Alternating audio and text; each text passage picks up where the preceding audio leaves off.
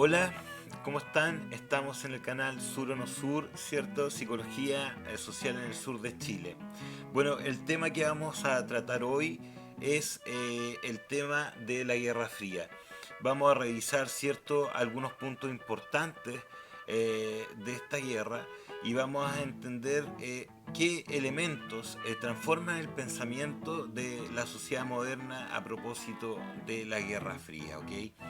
Entonces, para comenzar, decir que la Guerra Fría empieza posterior al fin de la Segunda Guerra Mundial, ¿cierto? Berlín es dividida por el bando soviético y por el bando norteamericano, ¿cierto? Y empieza en ese momento una especie de cortina de hierro entre Oriente y Occidente. Ok, decir que aquí hay un versus importante entre capitalismo por el lado norteamericano, ¿cierto? Y comunismo por el lado soviético. Detrás de esto no hay solo ideología política, sino que también una filosofía. Grandes autores están detrás de las nociones, ¿cierto? Por el lado del comunismo tenemos a Marx, ¿cierto? Y por el lado del capitalismo aparece Locke y aparece Adams, ¿cierto? De manera primaria, ¿ok? Entonces resulta muy importante visualizarlo desde esa lógica. También recalcar que de manera muy importante el arsenal de bombas atómicas que tenían estos dos ejércitos en particular. Gigantesco, potencias nucleares, ¿cierto? Sin lugar a duda, lo cual generó una especie de paranoia, angustia, ansiedad, ¿cierto? En la sociedad eh, del primer mundo, principalmente europea, norteamericana, ¿cierto? Y soviética, con respecto a los bombardeos nucleares, ¿cierto? A que solo se necesitaba apretar un botón, ¿cierto? Para acabar con el mundo. Recordar que aquí el nivel de beligerancia era total, o sea, si se desataba una guerra nuclear, eso definitivamente iba a afectar a todo el mundo. Tenía que ver con la posibilidad de seguir existiendo como especie, digamos, ¿ok? Básicamente. Un momento muy tenso, vivido tanto desde la política como desde la percepción social, ¿ok? Hechos importantes también que ocurren eh, a principios, ¿cierto?, de la Guerra Fría. Recordar primero el plan Marshall, puesto en marcha por los norteamericanos, ¿cierto?, en el año 1948. ¿Ok? Que resulta muy importante tener claro eso, porque en definitiva fue un programa de apoyo económico de parte del gobierno de Estados Unidos, ¿cierto?, a los países aliados europeos. ¿Ok? Y se centró el apoyo intensamente en Francia y por sobre todo en Alemania, eh, para poder lograr que los países europeos se levantaran, ¿cierto?, frente a esta nueva amenaza que eran ahora también los soviéticos, y frente a la agresión de algún país en particular, ¿cierto?, el poder apoyarse entre todos, y esto generó que apareciera la OTAN, ¿cierto?, motivada y liderada por Estados Unidos. ¿Ok? Pero esta escena política internacional no se iba a quedar sin respuesta. Desde el lado oriental aparece, ¿cierto?, de manera posterior, en el año 1955, el Pacto de Varsovia. ¿Ok? Como podemos ver, eh, muchas banderas de países de Europa del Este. ¿Mm? Entonces se empieza a configurar un nuevo mundo, básicamente, ¿cierto?, entre la segunda mitad de los años 40 y la primera mitad de los años 50. En esa década se empieza a reconfigurar el orden político, ¿cierto?, nuevamente en el mundo. Bueno, y este gallito que está haciendo eh, Kennedy, ¿cierto?, con Nikita, básicamente tiene que ver y con el botoncito ahí, cierto, rojo, y el dedo ahí apuntando el botón, tiene que ver con la amenaza constante, ¿cierto?, que existió en definitiva, durante ese tiempo. O sea, estaban sentados en sus propias bombas, es muy icónico de la época. Están sentados en sus propias bombas, todos dos líderes, ¿cierto? Y amenazándose con el botoncito. Mira lo que puede pasar si no pasa lo que yo quiero. ¿Ok? Y evidentemente esto tenía muy tensionadas las sociedades del lado oriental y del lado occidental. Fue un momento muy intenso, de una violencia muy psicológica. ¿Ok? Y en esta Guerra Fría, ¿cierto? En donde no habían acciones directas entre Rusia, Unión Soviética, ¿cierto? Unión Soviética y Estados Unidos, no había una acción directa de enfrentamiento explícito entre ambos, pero la guerra se hacía de todas maneras y ellos aparecían desde las sombras, ¿cierto? O podía aparecer uno en la escena directamente peleando, pero nunca los dos enfrentándose. Entonces aquí se observa, ¿cierto?, en la guerra de Corea, cómo Corea del Sur es apoyada, ¿cierto?, por Estados Unidos y cómo Corea del Norte es apoyada por Rusia. El conflicto Corea ocurre durante la primera mitad del siglo, perdón, durante la primera mitad de la década de los 50, de 1950, ¿ok? Resulta muy importante apreciar esto porque esta dinámica se empieza a repetir.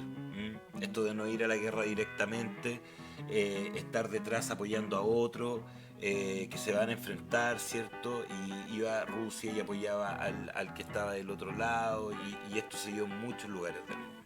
¿Ok? Es muy importante visualizar eso también. Bueno, posterior, en el 61, se genera el muro de Berlín. Básicamente, ¿por qué en el 61 el muro de Berlín y no se genera antes? Bueno, porque la migración de ciudadanos de la parte oriental de Alemania a la parte occidental de Alemania fue muy grande. ¿Ok? Y desde eso, la parte oriental de Alemania pidió el desarrollo de un muro, ¿cierto?, para contener el escape de la población. Eh, la forma de definir las cosas era bastante distinta en algunos ámbitos, ¿cierto? Resulta muy importante visualizarlo en ese sentido. Otro elemento de la Guerra Fría, ¿cierto?, es la invasión de Bahía Cochinos en Cuba, ¿cierto?, en el año 61. ¿Ok? Resulta muy importante la invasión a Bahía Cochinos, ¿cierto? Durante el año 61. No quedó en nada, ¿cierto? No se logra generar el proceso de invasión a la playa. El ejército cubano repele el ataque norteamericano, ¿cierto? Pero con armamento ruso, con apoyo ruso, ¿ok? Nuevamente esta lógica de la Guerra Fría. Nunca se enfrentaban directamente, ¿ok? Entonces nos vamos a dar cuenta que en distintas partes del mundo ocurren distintos enfrentamientos y se repite la dinámica. O está peleando uno de los dos, Rusia o Estados Unidos, directamente, ¿cierto? O está en la sombra, ¿cierto?, apadrinando a otro para que pelee con Rusia, con Estados Unidos. ¿Ok? De ahí el hecho de la Guerra Fría, digamos. Otro elemento importante en la misma lógica, el conflicto o la crisis de los misiles, ¿cierto? Que resulta un hecho muy importante, año 1962, mientras en Chile se estaba pensando en el Mundial de Fútbol, ocurre la crisis de los misiles, ¿cierto? En Cuba. Son misiles soviéticos que querían ser llevados a la isla, ¿cierto? Trasladados por medios de barco y en definitiva se observa por vuelos de reconocimiento norteamericano que habían plataformas de lanzamiento para misiles de largo alcance, ¿cierto? Y esto genera un montón de debate diplomático, discusiones, conversaciones, ¿cierto? De Moscú a Washington. Fueron momentos muy tensos. Estuvo a punto de darse un conflicto mayor, ¿ok?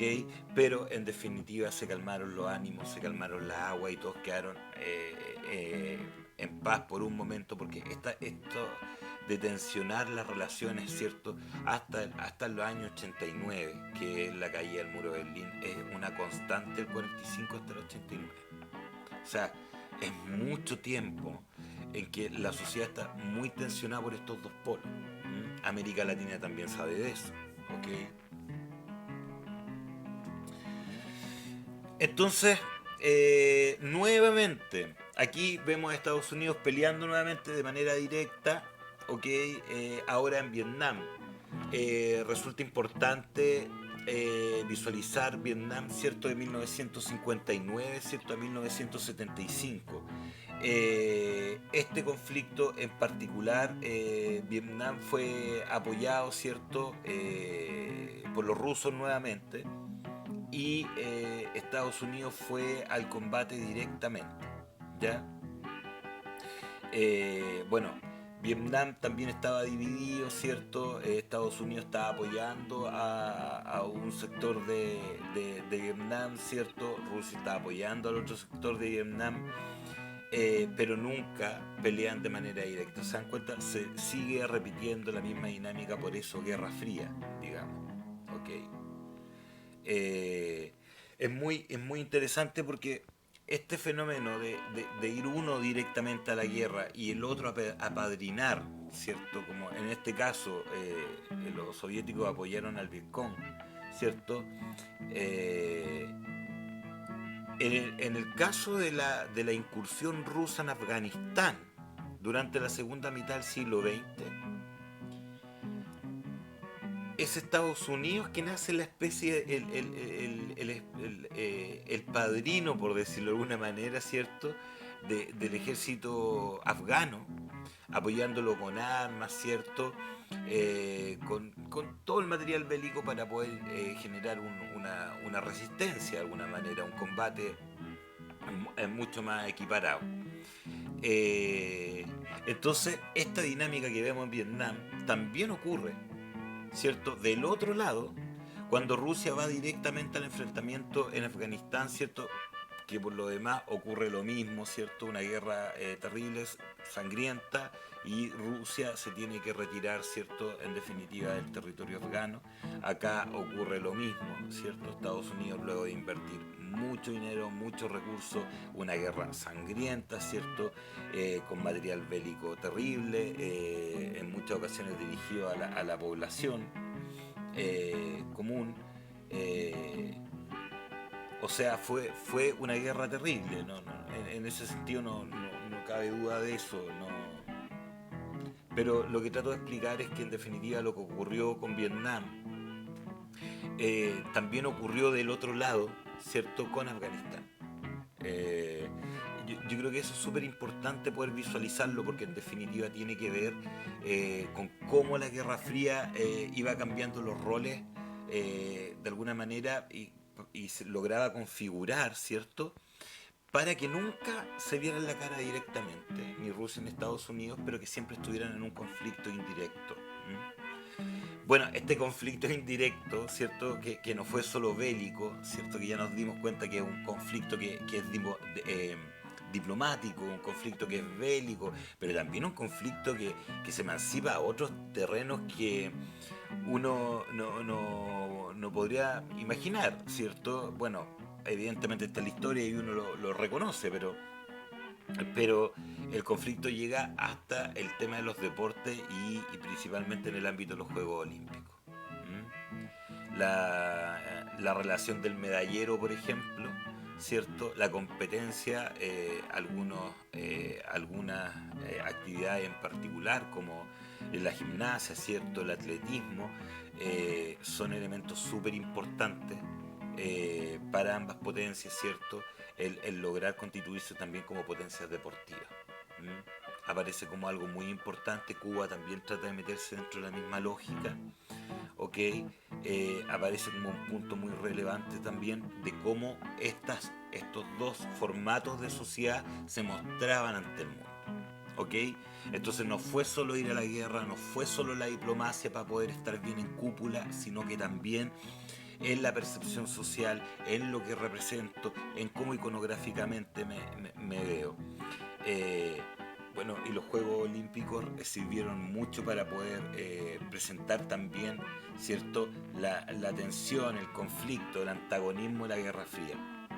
Otra escena que también cumplió la misma lógica, ¿cierto?, tuvo que ver con con la carrera espacial, ¿ok? Y esta carrera espacial estuvo muy peleada y estuvieron todo el rato codo a codo, ¿cierto? Dándola. Y entre la década de los 50, 60 y 70 esto fue muy, muy intenso. Entonces, podemos decir que básicamente parten con la carrera espacial, ¿cierto? Con respecto al lanzamiento de satélites, Rusia envía el Sputnik, ¿cierto? Antes, en definitiva en el 57, y Estados Unidos envía el Explorer One en 1958. ¿Ok? Eso resulta muy importante visualizarlo porque en definitiva empieza esto desde un momento muy temprano. ¿Ok? Ya estamos hablando fines de la década de los 50, empieza esta carrera espacial. Posteriormente el primer hombre en el espacio, ¿cierto? En 1961 no va a ser un astronauta, sino un cosmonauta, ¿ya? El primer hombre en el espacio fue un cosmonauta y en definitiva resulta muy importante porque esto genera la devuelta, ¿cierto? De alguna manera, y en el 69, ¿cierto? Estados Unidos manda al primer hombre a la luna que en esta ocasión sería un astronauta, ¿cierto? Por lo tanto resulta muy interesante verlo desde esa perspectiva. Aquí vemos al primer hombre, ¿cierto?, en el espacio, un cosmonauta ruso, ¿cierto?, que estuvo en el espacio por primera vez.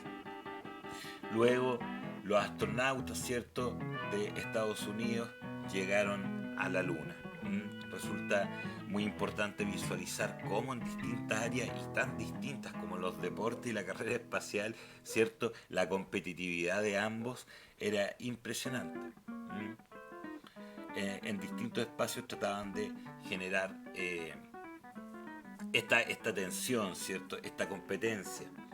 Bueno, año 1989, año de la caída del muro de Berlín, ¿cierto? Y esto marca ya el final de la Guerra Fría, ¿cierto? Rusia lentamente empieza a cambiar, ¿cierto? Deja la lógica comunista, ¿cierto? Y empieza a constituirse como un país, ¿cierto? En la lógica del libre mercado y en la dinámica capitalista, ya entrando en los 90. ¿Ok? Por lo tanto, esto iconográficamente resulta muy importante porque es romper la muralla, es romper, ¿cierto? Eh, la piedra que separaba Oriente de Occidente, ¿cierto? Durante la segunda mitad del siglo XX. O sea, es impresionante lo que significó el muro que con tantas ganas rompe el caballero acá, ¿no? Tiene que ver con esa idea, ¿ok? De que por fin vuelven a estar juntos, aparte que Alemania, volver a unificarse, ¿cierto? Había muchos hitos importantes, ¿ok? Así que, bueno, en realidad eso es lo que quería comentar hoy. Me parece muy importante haber podido revisar la Guerra Fría con ustedes y recuerden darle like, ¿cierto? Suscríbanse en nuestro canal Sur o No Sur, Psicología Social desde el sur de Chile. Un saludo, cuídense, nos vemos, que estén muy bien.